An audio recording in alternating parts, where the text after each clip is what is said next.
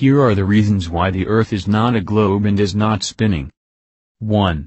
If the Earth were a globe, some people would have to walk upside down. Earth is not a globe. Do you really think people wouldn't feel if they walked upside down? If you would walk upside down, you would certainly feel it. Even if you do a headstand, you feel the blood rush to your head, and most people cannot stay in such a posture for more than a minute, let alone continuously living by being spun up and down. When this argument is presented to those who believe in the ball Earth theory, they reply with a learned line of the controllers, but in space, where is up and down? How do you define up and down? This is supposed to settle the fact that we can stay upside down and not feel it. Do not be deceived by this philosophical explanation designed to confuse and end your line of thought.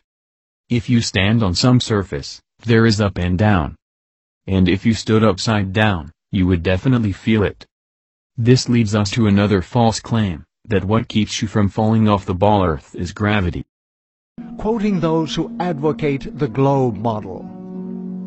It is he that sitteth upon the circle of the earth, and the inhabitants thereof are as grasshoppers, that stretcheth out the heavens as a curtain, and spreadeth them out as a tent to dwell in.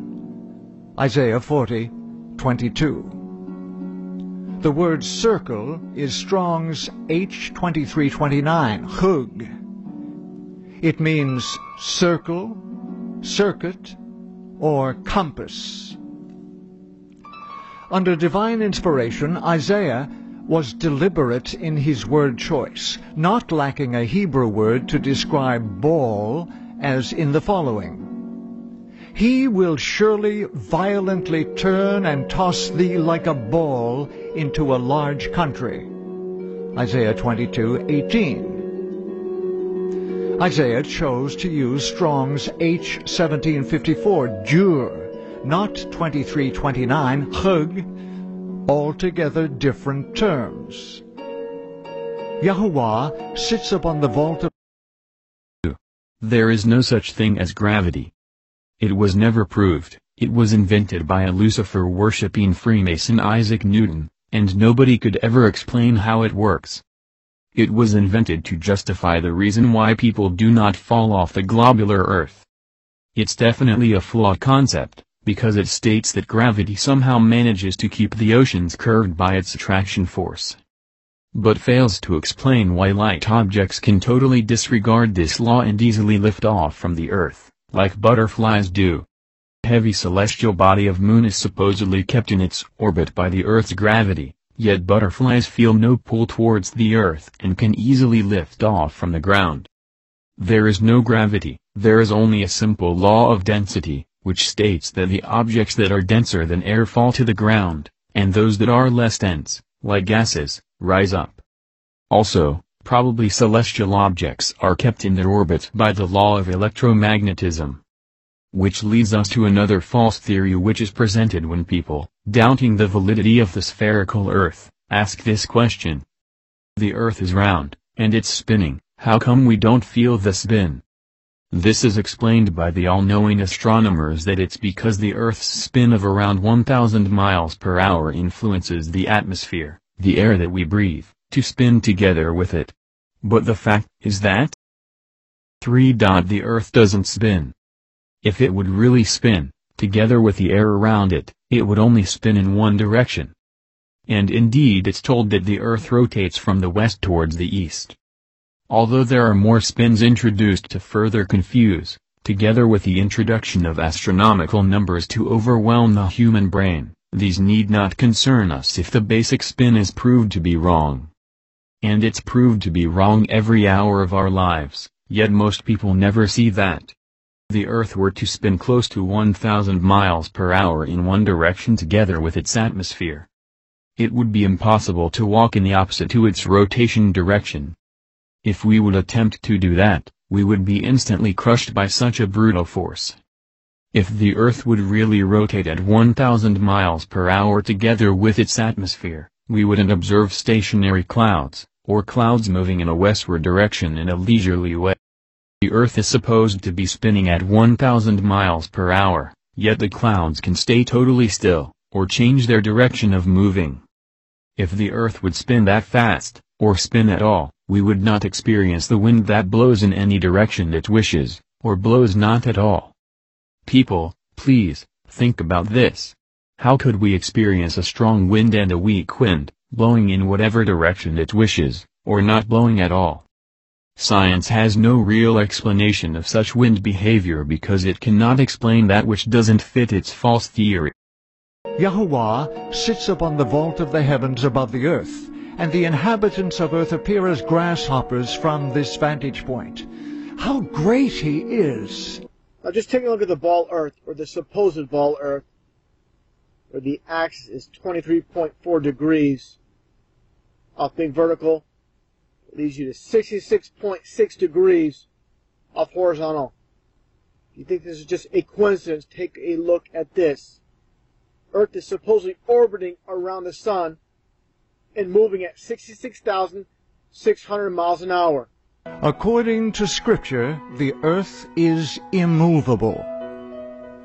Fear before him all the earth.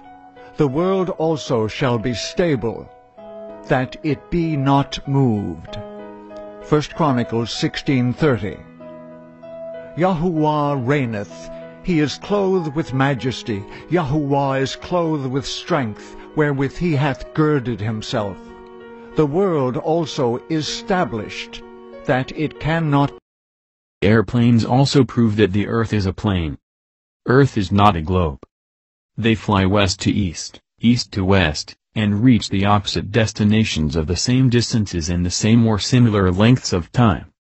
This would be impossible if the earth were to spin in one direction at 1,000 miles per hour, as if it would spin this way, planes would reach eastward destinations much faster.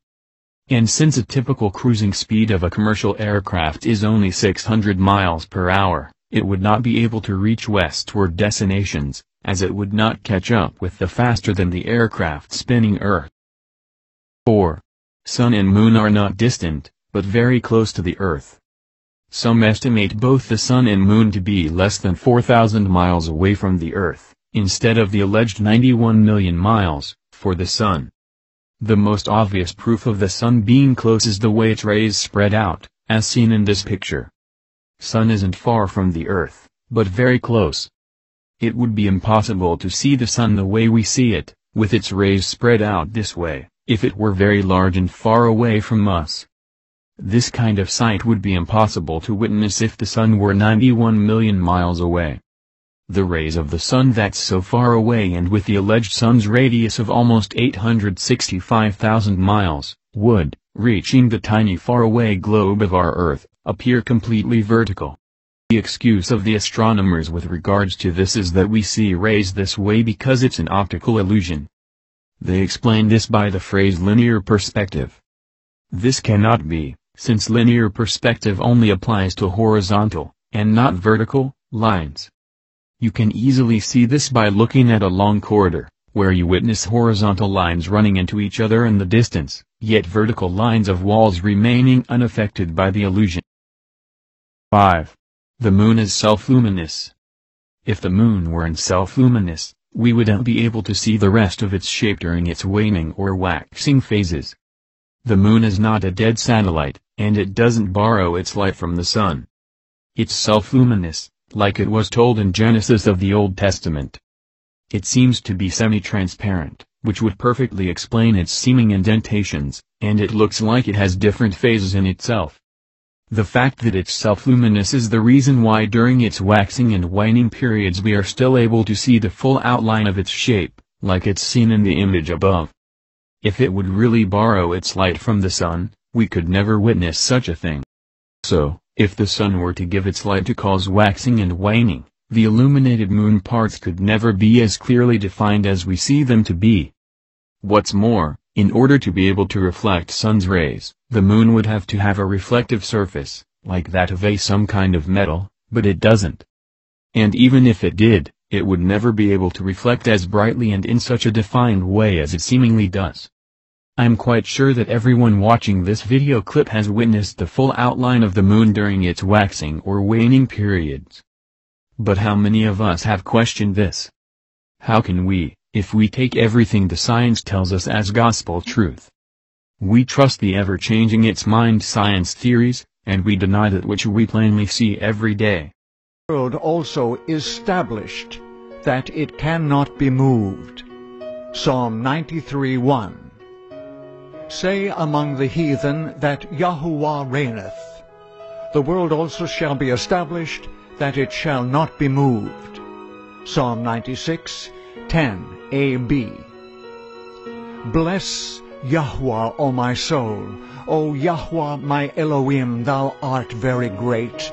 Thou art clothed with honor and majesty, who laid the foundations of the earth, that it should not be removed forever. Psalm 104, verses 1 and 5. The earth and the heavenly bodies are enclosed by the firmament.